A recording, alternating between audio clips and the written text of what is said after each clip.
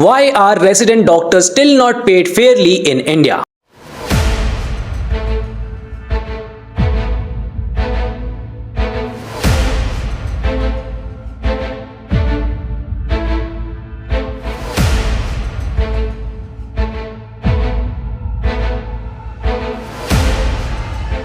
What is the issue? Let's break it down in today's video. There's a conversation happening quietly among postgraduate residents across the country. It doesn't always make it to the headlines, and it usually doesn't happen in public forums. It happens in hostels, during night duties, and small WhatsApp groups. It's a very simple question, really. If district residency is mandatory, why is the stipend situation still so unclear for doctors?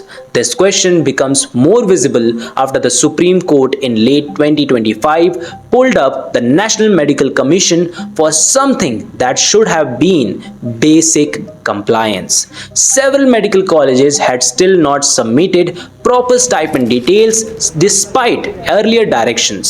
From the outside, it looked like a strong intervention, and to be fair, it was. The court made it clear that stipends are not goodwill payments, they're part of training. But the reality residents describe on ground hasn't changed as much as one would expect. To understand why, we need to look at how district hospitals actually work. In many postgraduate programs, residents are posted to district hospitals for a few months. The idea itself is sound. District hospitals need trained doctors, and residents benefit from broader exposure. That is good. Most residents don't oppose the posting. In fact, many see it as a valuable clinical experience. When residents move from their parent medical college to a district hospital, the financial responsibility becomes blurred. Medical colleges often assume once a resident is posted outside, the stipend no longer is their responsibility. District hospitals, on the other hand, usually function under the state health society and work within the fixed budgets. If no specific funds are allocated for visiting residents, they simply don't have the authority to release payments.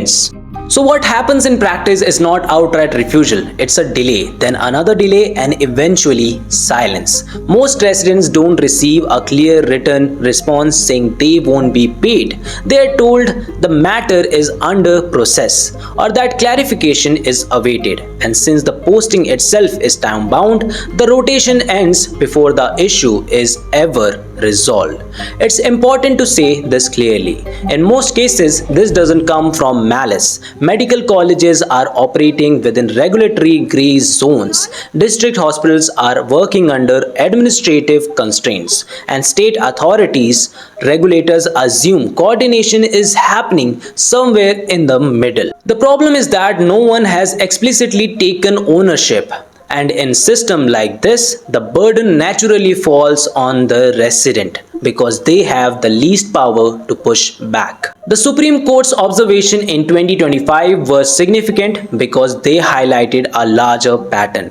When dozens of colleges couldn't even submit stipend information, it raised an obvious question. If basic disclosure itself is inconsistent, how strong is enforcement when it comes to actual payment? The NFC did issue public notices that year asking colleges to disclose stipend structures and comply with regulation. On paper, that was progress. But disclosure doesn't automatically translate into accountability, especially when district postings enter the picture. That's where the gap still exists. For residents, the impact is very real but rarely dramatic. In a way that makes news, it shows up as postponed rent, borrowing from a family, or adjusting daily expenses. Residents continue working because patient care doesn't stop and because raising complaints often feels risky in the middle of a training program. Most don't want confrontation, they just want clarity. So where does that leave us? In many view, the issue isn't about punishment or blame. It's about designing a system that doesn't rely on informal understanding. If district residency is compulsory, then stipend responsibility needs to be clearly defined in advance, not interpreted differently by every institution. Either the parent medical college continues paying throughout the course, regardless of location, or the state society takes over payment during district postings. What matters is not which model is chosen, but that there is only one. There also needs to be transparency that reflects reality, not just declared stipend amounts, but confirmation that payments continue during off-campus postings as well. And residents should never be put in a situation where asking about stipend feels like they're asking for a favor. District residency is meant to strengthen the healthcare system, not strain the people training within it. Most stakeholders, colleges, hospitals, regulators are working under genuine constraints. But unless these gaps are acknowledged openly, the same problem will repeat year after year. The Supreme Court has already signaled that stipends are not optional. The next step is ensuring that intent translate into the system that works quietly, consistently, and without residents having to fight for what is already due to them. That more than any headline is what real reform would look like. Hey everyone, thank you so much for watching. Truly means the world to us. If this helped you even a little, hit subscribe and be a part of Skillmatic for more powerful, no-nonsense medical career content. And don't forget to follow us on Instagram. We're super active there, replying to your DMs and solving your doubts in real time.